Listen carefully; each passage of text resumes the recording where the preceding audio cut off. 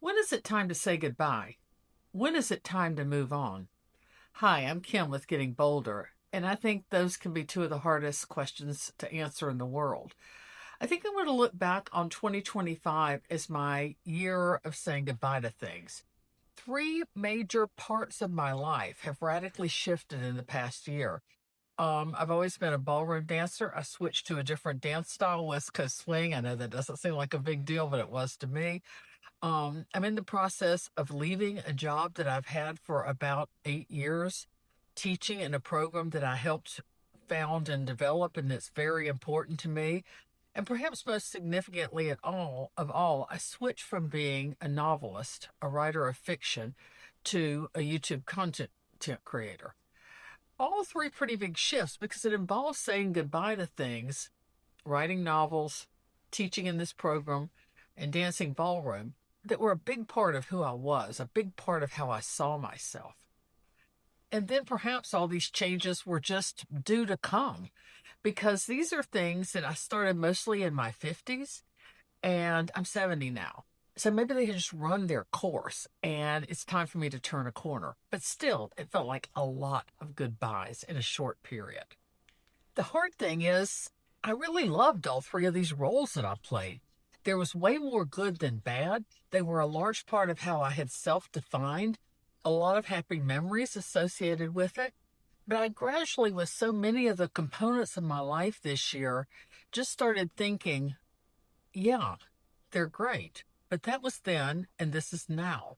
So how do you know when it's time to leave something, even if it's been a good thing, even if it's had predominantly positives?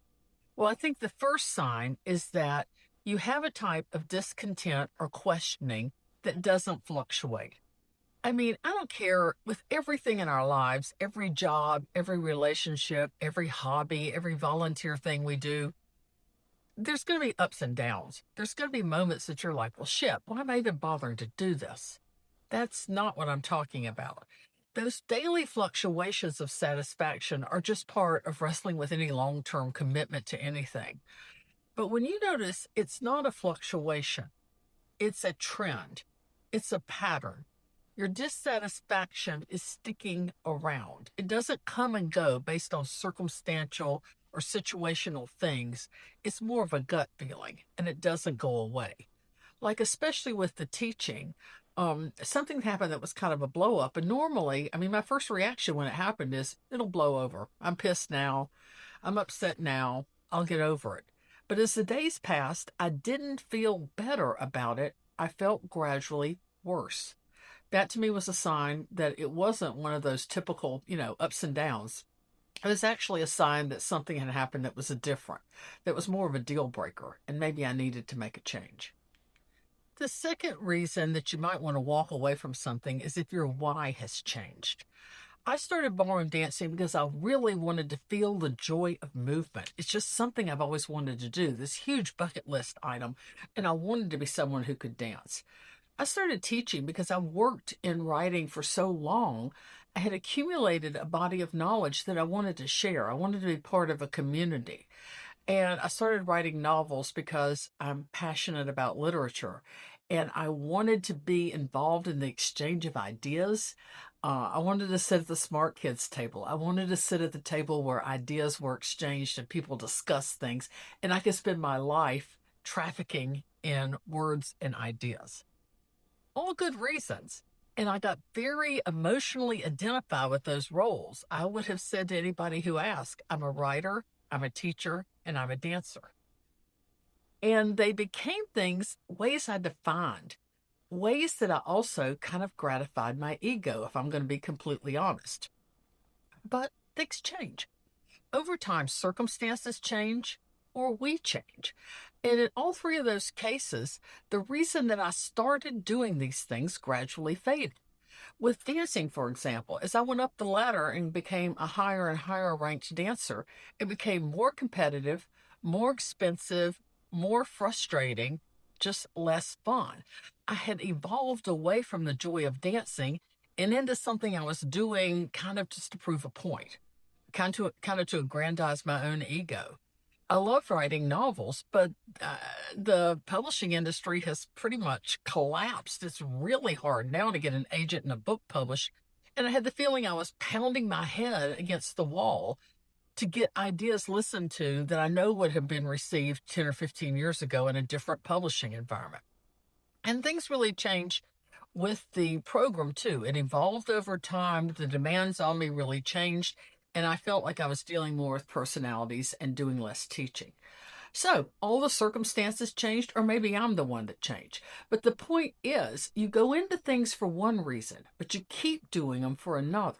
So there's a possibility that something that served you at an earlier stage in your life just doesn't serve you anymore. And then the third thing, and probably the biggest thing, is you become aware of the opportunity cost.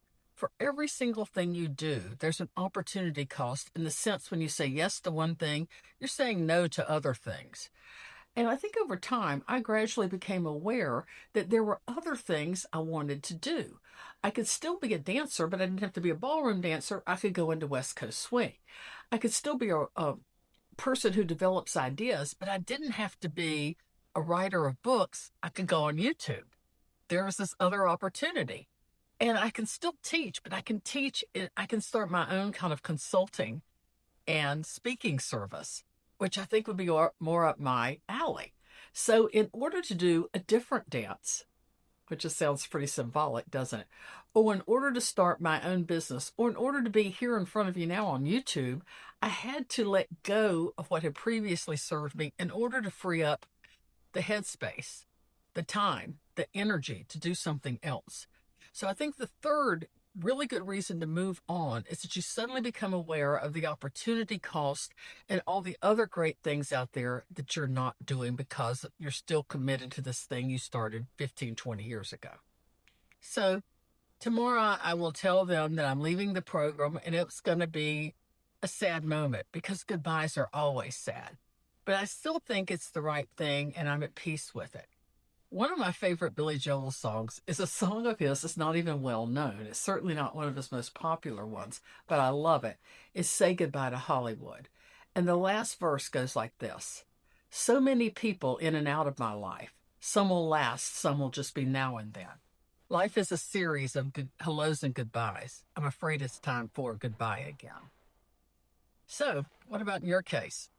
Is there something that you're thinking, one, it's bugging me more than it used to, and my feelings of dissatisfaction are just growing. They're not going up and down. There's a trend that I'm becoming increasingly dissatisfied with it. Two, is there a new or better way that I could get the same feeling, that I could show the same talent?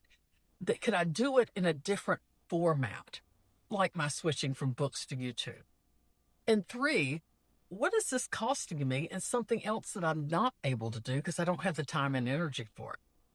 And if your answers lead you that way, it might be time to say goodbye to a job, a hobby, something you committed to in terms of charity. It might even be time to say goodbye to a relationship.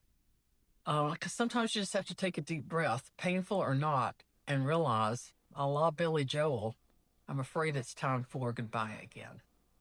Wish me luck tomorrow. Talk to you soon. Bye.